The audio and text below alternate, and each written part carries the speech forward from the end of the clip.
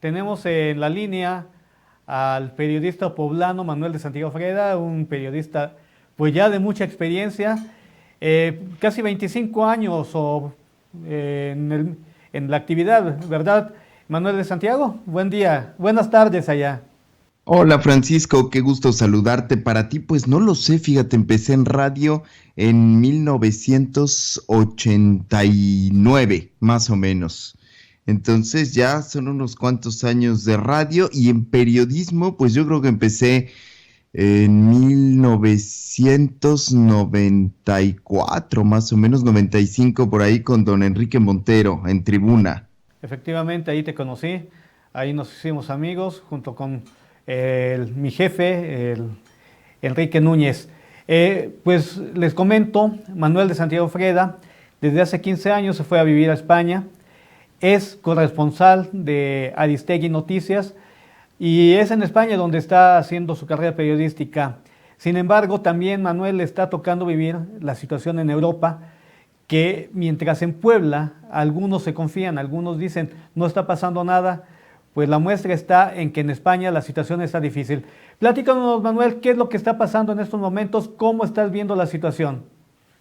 Pues mira, en este momento en España, a día de hoy, ya hay 191.726 casos confirmados de la COVID-19. Hay más de 20.000 fallecimientos y 74.664 curados. Esos son, digamos, los números con frialdad. La situación es bastante complicada, por supuesto. Estamos en este momento en un estado de alarma que empezó el pasado 13 de marzo y que legalmente está programado para que termine el 26 de abril.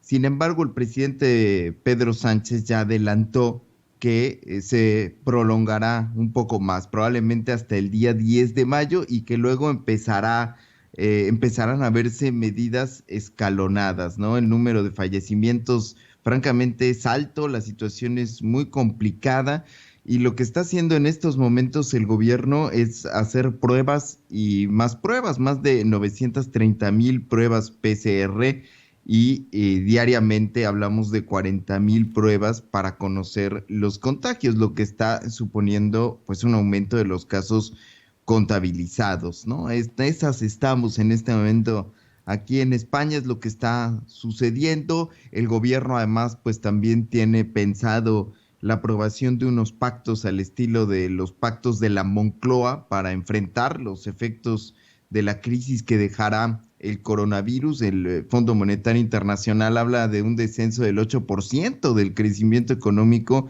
y más de un 20% de desempleo. Se han aprobado distintas medidas económicas y sociales.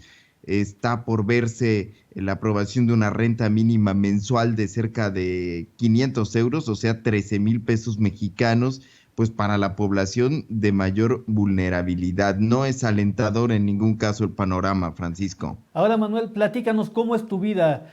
Eh, Ayer, antier, platicamos acerca de esta situación, de que tú no has salido, tú no puedes salir, que cómo te llegan los alimentos, qué es lo que está pasando concretamente ahí.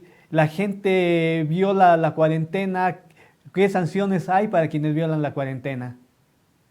Mira, las casas en Madrid son bastante pequeñas, ¿no? Es una ciudad grande con una población que supera los 3 millones de habitantes y pues los espacios son reducidos. En mi caso, bueno, pues estoy en casa desde un poco antes, de hecho, de que se decretara formalmente la cuarentena. Yo creo que fue por ahí del 11 de marzo cuando decidí que lo mejor ya era no salir de casa y por fortuna, aquí en Madrid funcionan bastante bien los servicios de reparto a domicilio a través de Internet, que es la manera que tengo de allegarme de los alimentos, porque la situación no es tan fácil y yo creo que todas las personas debemos de estar conscientes en que el esfuerzo individual es fundamental. Quedarse en casa es determinante para evitar contagiar, para evitar ser contagiado y para evitar también la saturación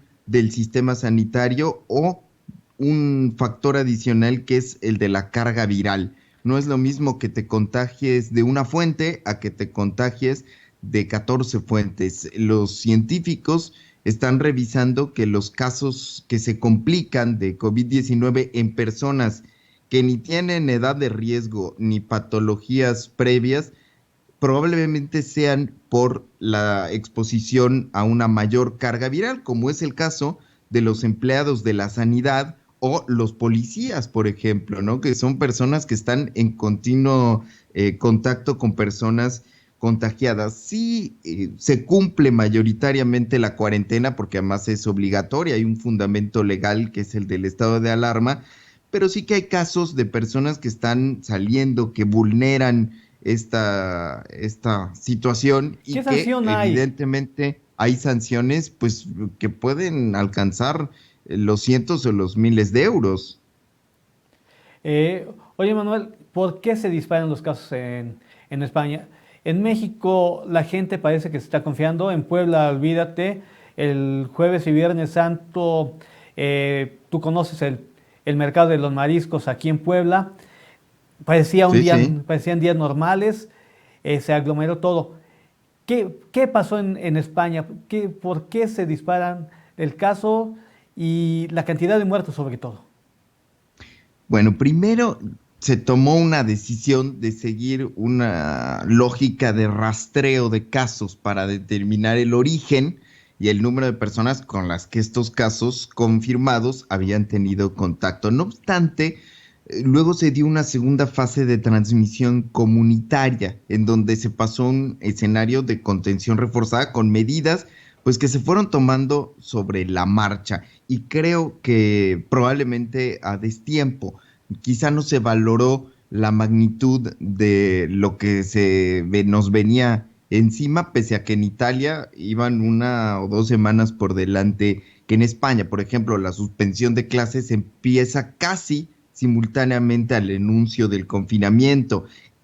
Cuando se anuncia el viernes 13 de marzo, se hace efectivo 24 horas después de haber sido anunciado.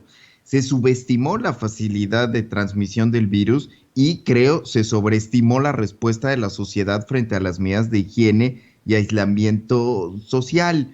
Todavía hay que determinar, Francisco, qué impacto tuvieron las compras de pánico en la expansión del virus, por ejemplo, o la asistencia a actos masivos. Se permitió que se realizaran actos aun cuando los organismos europeos e internacionales ya recomendaban no hacerlo, ¿no? En redes sociales, por ejemplo, se ha criticado que el gobierno español no prohibiera la marcha feminista del 8 de marzo, desoyendo las recomendaciones del Centro Europeo para el Control y Prevención de las Enfermedades, que se permitiera el acto multitudinario del partido ultraderechista Vox en Madrid, partidos de fútbol, conciertos, catas de vino, en fin, la gente hizo su vida normal también porque se decía que esto era como una gripe y que el porcentaje de fallecimientos era muy bajo solo en personas mayores y con patologías previas.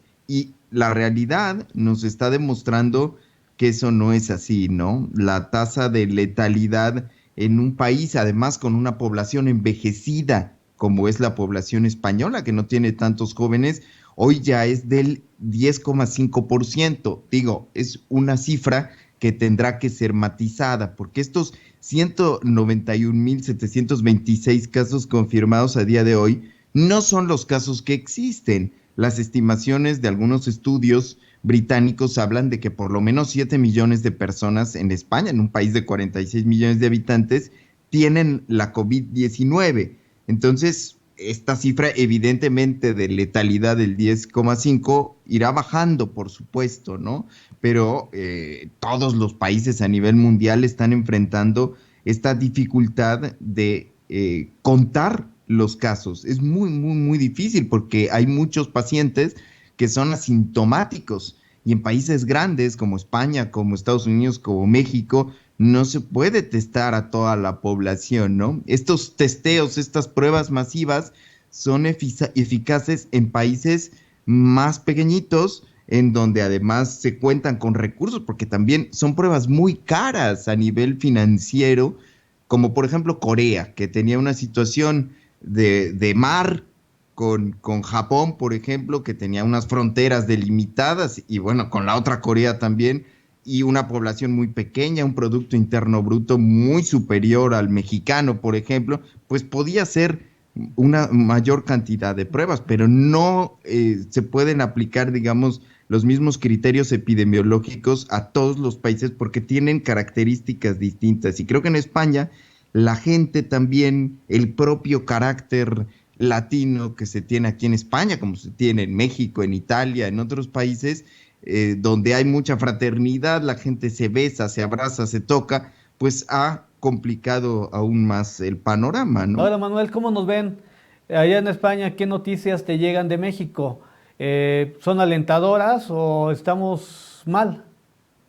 Mira, yo veo poco, realmente hay poca información en los medios españoles sobre la situación mexicana, quizá dos o tres notas, pues donde se refleja el número de casos o se habla de las actuaciones gubernamentales, pero realmente la presencia de México en la información de España es poca, porque aquí, digamos que las primeras planas de los periódicos están enfocadas en la situación española fundamentalmente y en segundo lugar en la italiana. A la de Estados Unidos sí que se le presta una mayor atención porque bueno, estamos hablando de que allá hay más de 661,000 casos, una verdadera locura y unas cifras de muertos que están poco a poco avanzando y avanzando y que pues hoy, por ejemplo, nos despertamos con la noticia de que hay 33,000 fallecimientos en Estados Unidos. Ahí el virus está avanzando muy rápido.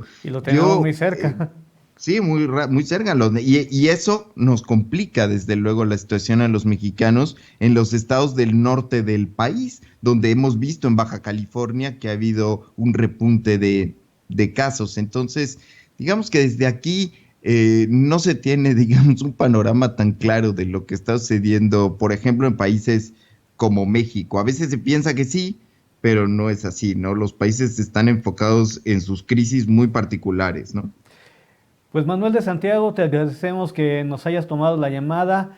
Cuídate mucho, Manuel. Te queremos ver cuando vengas aquí a Puebla, donde pues están tus raíces, donde están tus amigos.